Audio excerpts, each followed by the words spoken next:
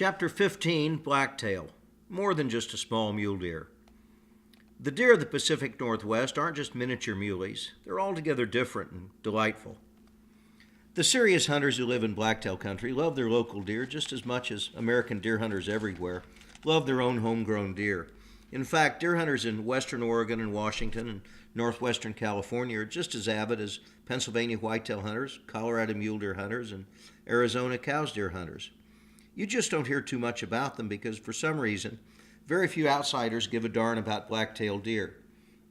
Except for the local hunters who pursue them and religiously guard their secret hotspots, the black-tail deer is far and away the least known, the least publicized, and the least pursued deer by outsiders. I'm not altogether sure why this should be, but I suspect it stems from a number of factors. For one thing, to be honest, blacktail hunting is very much an insider's game. The public hunting areas that are any good for Columbia blacktail, and some are good indeed, tend to be either very high, very thick, or both. Access to private land is difficult, and there's just a tiny handful of outfitters who specialize in blacktail deer. Perhaps there'd be more, but deer hunters from all over the country aren't beating down outfitters' doors looking for good blacktails the way they are for good whitetail mule deer and even Coues deer hunting. The situation's just the reverse for Sitka blacktail. There's literally unlimited public land available, and virtually every bear outfitter on Kodiak and the other Sitka hotspots would dearly love to extend his season by taking deer hunters. But they have trouble finding hunters and a harder time charging enough to cover their very considerable outfitting costs. I think all this ties into the second primary reason why nobody cares about blacktails, which is simply that they're not only the least known, but also the most misunderstood of our deer. Most of us simply regard the blacktail as downsized mule deer. As such, the blacktail can't possess the heavy beams and 30-inch spread we prize in mule deer, so why bother? It's absolutely true that the blacktail is a small subspecies of mule deer. Actually, two subspecies, the Columbianus and the Sitkensis. Only these two of at least 5 West Coast mule deer subspecies have been singled out for record-keeping purposes. I have no experience with the peninsular mule deer of southern Baja, but the southern mule deer, which ranges from Orange County, California, down through the northern half of Baja, is another most interesting and entirely different, in antlers and coloration, if not habit and habitat, type of deer. To the north and east, you find the California mule deer, a bit paler and smaller in body and antler than the Rocky Mountain mule deer. Since a deer hunter will hunt the deer closest to home, I've hunted California mule deer quite a bit. They're interesting, as are all deer, but in appearance and habit, they're really just a small version of the big-racked Rocky Mountain and desert mule deer. To the north and west of them lie the Columbia blacktail deer. They're different. To the north and west of them lie the Sitka blacktail deer. They're more different yet. We'll discuss them later. First, let's deal with the blacktail everyone thinks about, the Columbian variety. At first blush, and depending on how you encounter them, hunting the Columbia blacktail may seem just like hunting mule deer. My first meeting with this deer was on the western approaches to Mount Lassen in northern California. We glassed for them on the open oak grassland and lava flow slopes, which was fairly normal for western deer hunting. But we also made many drives through poison oak choked canyons. This was 20-odd years ago. I didn't have enough experience then to recognize that this was a little different. Now I know that it was not only different from hunting mule deer, but very normal for blacktails. If the country is open enough, you can glass for blacktails just like you glass for mule deer. For that matter, much western whitetail hunting is by glassing, not only for cows deer, but for plains whitetails as well. But there's a difference. Blacktails are more cover-loving than mule deer, and they're also more habitual. You can glass for them, and you should if there are enough openings to glass, but it's tighter glassing than is normally done for mule deer, and you're much more likely to spot the same buck in the same places. In most areas, blacktails hang in the thick stuff as much as they can, and they often follow known trails. In fact, one of the most interesting things about blacktails is they're a lot like whitetails. Given time and a clear playing field, you can patter them. You can also rattle them up and call them. None of these methods work all the time, but then they don't work all the time on whitetails either. I attribute this to the fact that blacktails live in heavier cover than mule deer and have adapted accordingly. They rely on their ears and sense of smell more than their eyes, which is typically the mule deer's first line of defense. In the thick forests of western Oregon and Washington and coastal British Columbia, serious blacktail hunters hunt their deer just like Eastern sportsmen hunt their whitetails. They sit on trails and they rattle and they call. Mule deer can be hunted by these techniques, but blacktails typically respond to calling and rattling far more readily than mule deer. And during the rut, they also respond extremely well to decoys. Although they're clearly a mule deer subspecies, they've simply adapted to closer cover. They're also significantly different in appearance than mule deer. They're smaller, yes, and in both body and antler. But the blacktail is more than just a small mule deer. The black upper surface of the tail is distinctive, but so are other characteristics. The ears are much smaller and more rounded. Not so small or round as the whitetails, but not nearly so exaggerated as a mule deer. The face is much smaller and more pixie-like, and there are usually attractive black highlights on the nose and forehead. Capes vary tremendously, but typically the blacktail has a prominent white throat patch, much more similar to a whitetail's than the more subdued throat patch of a mule deer. Many blacktails, though not all, display a particularly attractive double white throat patch. The antlers are definitely smaller than a mule deer's. There's a difference of 55 Boone and Crockett points, 55 inches of antler, between the minimum score for Columbia blacktail and the minimum score for mule deer. While mule deer hunters dream of 30-inch spreads, a blacktail with a 20-inch spread is a darn good deer. These much smaller antlers, however, are perfectly in scale with the blacktail's ear width and facial dimensions. A good blacktail with a brilliant cape is one of the most beautiful of our deer, and will stand out in any trophy collection. There's much confusion regarding exactly what comprises a good blacktail. Everybody wants a 4x4 with eye guards, and provided such a buck is fully mature and carries a bit of mass, that's a great blacktail. Non-typicals do occur, but they're very rare, much more rare than is the case with mule deer. In truth, except in a very few carefully managed areas with very good genetics, typical 4x4s are also quite rare. Many very good blacktails never get beyond 3 fighting tines per side. As is true with mule deer, strong brow points are extremely rare, and many big blacktails lack brow points altogether. With blacktails, it's probably better to look for mass, spread, and point length before you count tines. 3x3 blacktails are well represented in the all-time records book, even after the minimum score was raised. I've also seen and shot big forky blacktails that are in all ways representative and respectable trophies. It isn't essential that one be a trophy hunter to pursue blacktails. They're a challenging and fascinating animal, and like all of our deer, their venison is tasty. Personally, I rate them better than mule deer, though grain-fed whitetail is pretty hard to beat. Their habitat is beautiful, although it varies too much to characterize. In the southern and eastern portions of their ranges, you can hunt them in rolling oak grasslands, interspersed with hillsides of manzanita and chaparral, and cut by canyons filled with poison oak. Or you can hunt them in groves of giant redwoods. Or you can hunt them in the high alpine at the top of the Cascades, or in the lush rainforests of the Pacific Northwest. Each of these habitats are unique and beautiful. However, you should keep in mind 2 things. First, the thicker the vegetation, the more difficult the hunting. Second, antler growth is generally reduced in the very thick areas of northwestern Oregon, western Washington, and coastal British Columbia. This is almost certainly due to limited antler-producing nutrients in the conifer forests, and is probably the reason why blacktails from the more mixed vegetation of northern California and southwestern Oregon dominate the records book listings. Again, you don't have to be a trophy hunter to enjoy blacktail hunting, but if you are, there's a caution that must be applied to blacktail that doesn't exist with our other deer. The range of the Columbia blacktail is not small. For records-keeping purposes, it stretches north along the west coast from south of San Francisco all the way to northern British Columbia.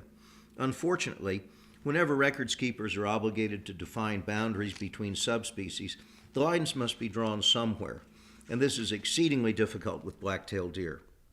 In the north, it's virtually impossible to say exactly where Columbianus really becomes Sitkensis, but at least both are blacktails. By the time you get to Alaska's offshore islands, where most of the hunting is conducted, the differences are quite clear. The rub comes in the broad intergrade areas to the south and east, where blacktails bump against both California and Rocky Mountain mule deer. My first experience with blacktails in quotes was on the western slopes of Mount Lassen. That was a great deer herd 20 years ago. One of our big migratory herds that in the fall could be seen streaming down out of the high country to summer pasture by the thousand. There are still good deer there, but that herd crashed due to overpopulation, and now, with the abundance of predators, probably will never fully recover. These deer are small-bodied, small-eared, typically antlered, and black-tailed, but they fall outside the official blacktail boundary. I live in Central California, as much as 100 miles south of the true blacktail line. Although many of the local hunters call our deer blacktails, it's quite difficult to say exactly what they are. Technically, I suppose they're a mix of blacktail and California mule deer. The deer on some of the ranches I hunt show pure blacktail tendencies. You can measure the tarsal glands, and they're correct for blacktail deer. The tails are pure black on the upper surface, and the ears are small. You can't put much stock in the antlers because our deer have small, almost stunted antlers, probably due to the long, hot, dry summers. The local deer in other areas, some of which are further north, show mixed tails and ears that are clearly too big. In my more argumentative days, I corresponded with Boone and Crockett stalwart, the late Phil Wright, about trying to redefine the blacktail line. But the problem is that there are indeed very large intergrade areas. Mostly this is harmless. It doesn't matter to me if my local almost blacktails are called blacktails, especially since it's very unlikely for one to meet the record book minimum. It probably does matter with herds like that Mount Lassen herd, which are as pure blacktail as you can get, but which just might interbreed with mule deer up in the high country, so have to be classified as mule deer. This is unfortunate, but it doesn't really matter as long as you know what you're hunting. Unfortunately, the blacktail line isn't able to follow state boundaries or major rivers. If you care about hunting a genuine Boone and Crockett blacktail, you have to do your homework. If you don't, someone else may do it for you. In the years when I hunted that Mount Lassen herd, I knew they were outside the official line and I didn't care. But the first time I hunted in Oregon, having booked a blacktail hunt with my outfitter, I found myself glassing from a high ridge from which I could look west across Interstate 5. I-5 happens to be the demarcation line between blacktails and mule deer in that particular area, and I was on the wrong side. I wasn't happy. On both the south and east sides of the Boone and Crockett blacktail range, there continue to be ranchers and outfitters marketing transition deer as blacktails. They're probably mostly blacktail, and the hunting isn't necessarily different. But if it's important to you to hunt the real McCoy, then you better check them out. To me, the beauty of the deer and the country they live in give plenty of reason to hunt blacktails. But there's a bonus. Right now, the blacktail deer offer the greatest trophy opportunity of any of our North American deer. This is certainly not universal across their range. Big antlers come hard in the big northwestern forest, and it gets harder the farther north you go. However, on well-managed private lands in the mixed cover of Northern California and southwestern Oregon, and in limited entry public lands in both states, the opportunity to take a real trophy far exceeds the normal odds with our other deer. As an example, my buddy Jim Skosma is a decade into a management program on a ranch in ideal blacktail habitat. Jimmy takes about a half a dozen trophy bucks each season, and in a normal year, 2 or 3 will measure above the Boone and Crockett minimum. Odds like that simply don't occur with any of our other deer. Although there are very few outfitters who specialize in blacktails, Skosma isn't the only one who offers this kind of success on big blacktails. He's just the one I know best.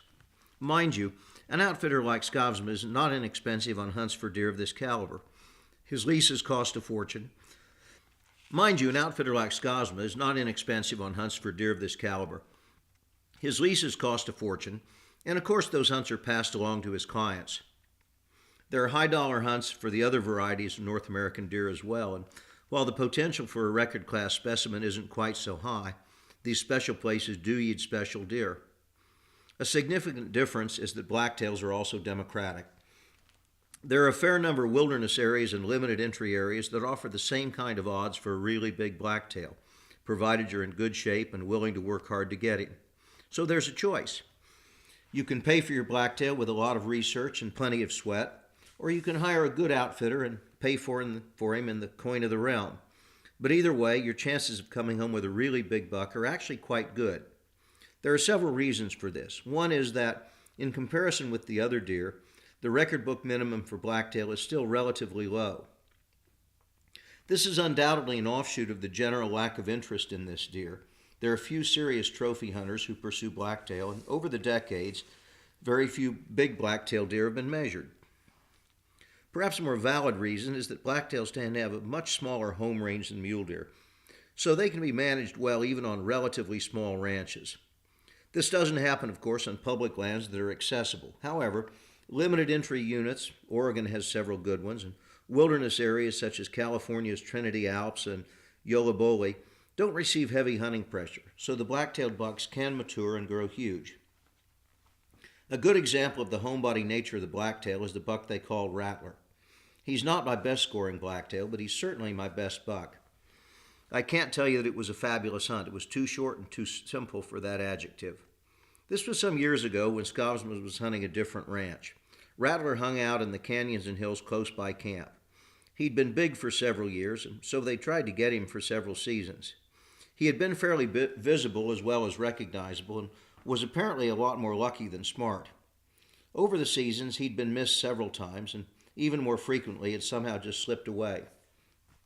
I didn't come to hunt Rattler. I hadn't even heard about him, and Jimmy'd never mentioned him because for the first time in years, Rattler hadn't been seen. The assumption was that he'd finally died of old age, but he hadn't. He was sleeping peacefully on a little oak-covered knoll, not much more than 100 yards above the track to camp. It was the first or second day of my hunt. We'd seen little that morning. We headed back out in the heat of the afternoon, and I doubt we were 5 minutes out of camp when Scobbsman glanced up the hill to his left and spotted him. Jim knew immediately that the bedded buck was Rattler. I didn't. I only knew that I was being told this was my buck by somebody who knows more about blacktails than anyone else I know. So I took a careful rest and shot Rattler, and he died peacefully in his bed. At that time, he was at least 9 years old, probably 10. Although he'd been a book buck in his prime, he was seriously downhill in the antlers now, with mismatched points but wonderful mass. He wasn't downhill in the body.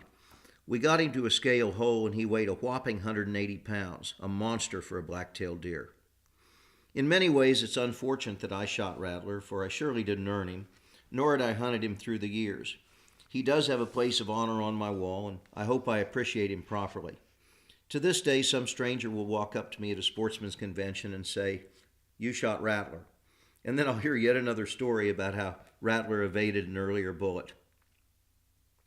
The Sitka blacktail deer is altogether different. In fact, so different that one of the few things it has in common with the Columbia blacktail is the black upper surface of the tail. This came as somewhat of a revelation to me. I'm not much of a splitter in the taxonomic scheme of things. I think we have too many caribou categories, and as much as I love to hunt them, I've never fully understood why the Coues whitetail, out of some 38 subspecies, is the only one singled out for a separate place in hunters' hearts and record books.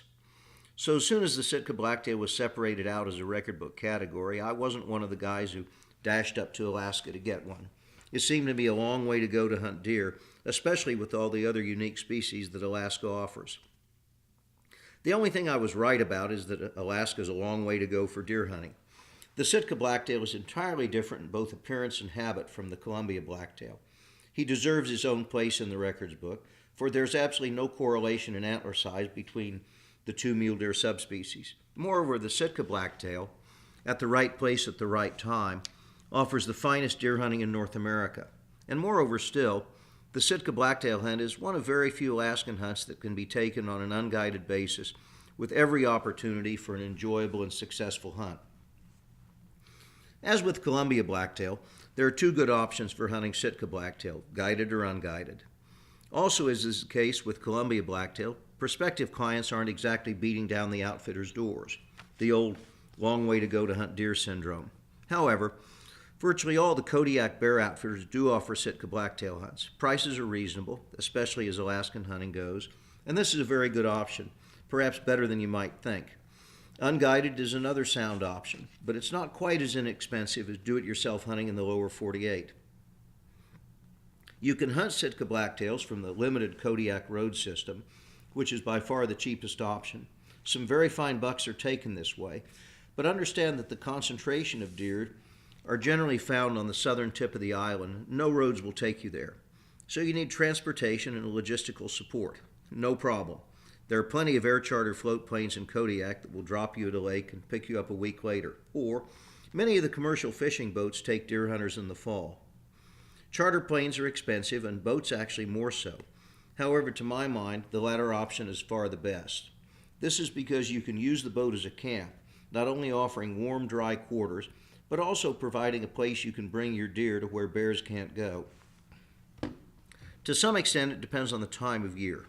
The season is very long, generally from August to the end of the year. In August and September, most of the deer are usually high, well away from the beaches. At this time of year, you're probably best served by a float plane that will drop you off well inland. In October and early November, the deer have usually moved down, so the boat option becomes much more viable. Beware of hunting later than mid-November. Sitka blacktails drop their antlers very early, and after mid-November, you run the risk of a lot of antlerless bucks. This was the story on the first Sitka blacktail hunt I planned, which actually never happened. I was going up to hunt with Leon Francisco, a great brown bear outfitter, and the hunt was planned for around Thanksgiving. A few days before departure, Leon called and canceled the hunt, telling me that it was an early winter and the bucks were shedding antlers like mad. I was disappointed, and to this day I've never met him, let alone hunted with him, but I'll never forget the professionalism required by that phone call. A couple years later, Jake Jacobson called. Jake is an Alaskan master guide, but he's an Arizona native, and we'd hunted cows deer together several times. Jake asked if I'd like to go Sitka blacktail hunting with him, not as a guide, but just to hunt together so that he could collect some winter meat. It sounded good. Indeed it was. We hunted with some friends of Jake's on the King David, a well-appointed salmon boat. From Kodiak, we cruised to the southern tip of the island, catching some halibut and lingcod on the way. Thanks to the boat, we could anchor in a different inlet every night and hunt different country every day. It was a short hunt, just a week, and to date is my only experience with Sitka blacktail deer. However, I know I saw more than 500 bucks in that week. Given that this was my only experience with this deer, this is what I learned, or at least I think I learned. First, they're really different. At that time of year, early November, they were extremely visible on the open slopes, not at all cover-loving like the Colombian variety. Their body build is also altogether different. Well adapted to their harsh climate, they're big-bodied deer that put on a lot of body fat. In profile, they look like barrels with legs, much larger, at least on Kodiak, than any Colombian deer that walks. Live weights of 250 pounds aren't unusual for mature bucks. They have long hair, as you'd expect, and the capes are luxurious and colorful, with the double white throat patch very common. Perhaps unfortunately, their antlers are not so spectacular. The trick is to hunt them for what they are, not what you're used to or what you wish they could be. Coos whitetail are much the same. As I said, I think I saw 500 bucks, certainly 100 bucks per day on the 5 days we could hunt. I know that I never saw a clean 4x4. They exist, but are very rare. I saw 2 or 3 4x3s. One was a very nice buck, and I shot him. The other 2 had the points, but nothing else. I doubt I saw more than 10 3x3s. I shot 2 of these. One was my first buck, a very nice typical 8-pointer, 3x3 plus eye guards. The other was my last buck, a real monster that easily exceeded the Boone and Crockett minimum of 108 points. All the other 480-odd bucks were lesser animals, a few 3x2s, a very few spikes, and hundreds of forkies of various persuasion. The lesson here is that at maturity, forked horn antlers with eye guards are probably normal for most Sitka blacktail bucks. It takes a lot of looking to find better, and it takes a lot of luck to find the clean 4x4 with eye guards that we seek in other mule deer subspecies. But what a hunt. I've never seen so many deer nor so many bucks, nor had so much fun stalking them and sorting them out. Early on in August and September, the brush is high and visibility is more limited. By November, when I hunted, the cover was down and the deer were extremely visible. It was a glassing hunter's delight, with deer somewhere on virtually every slope we glassed. The hunting wasn't easy and it was cold, but it was a truly fabulous experience. Although it's possible, and you hear a lot about it, we had no trouble with bears. The secret is to hunt in pairs and agree upon who has the shot. When a deer is taken, bone it on the spot, make up your packs, and walk away. The real danger comes from returning to a carcass the next morning. You really don't want to do that, especially if the kill site is obscured by brush and you can't glass it from a safe distance. The last deer I shot, the big one, came out of a little draw about 200 yards below us, and I just flat missed him. We relocated him with some difficulty far up on a bare slope. He was standing with a doe, and as we watched, he bedded in the tall grass. then completely invisible. I traded my outdistanced .35 Wheeling for Jake's .300 Winchester Magnum, and we waited. Finally, he stood facing us, and I held a few inches into the wind and shot for his white throat patch. That's where the bullet took him. To date, he's my finest North American deer and one of my most memorable shots. The aftermath was most memorable as well. We had no sooner walked up to the deer than a big brown bear, hearing the shots like a dinner bell, appeared on the ridge above us. Fortunately, this bear was a gentleman. He sat on his haunches, the wind rippling his long fur, and waited for us to finish our chores and make up our packs. Then we headed for the beach, and he sauntered down the ridge to claim his share. When you go on an outfitted hunt, you're betting more than just your hard-earned cash. You're betting your vacation time, your safety, and your hunting dreams. You've got to get it right. There's a lot of ways to find a good outfitter, but a simple way is to go on my website, craigboddington.com, and take a look at our Craig Boddington Endorsed Outfitter program. Go on the website and you hook up directly with the outfitter. It's based on 40 years of hunting experience worldwide. My program's a group of outfitters that I believe in, and they believe in me. Hey, I know a good outfitter.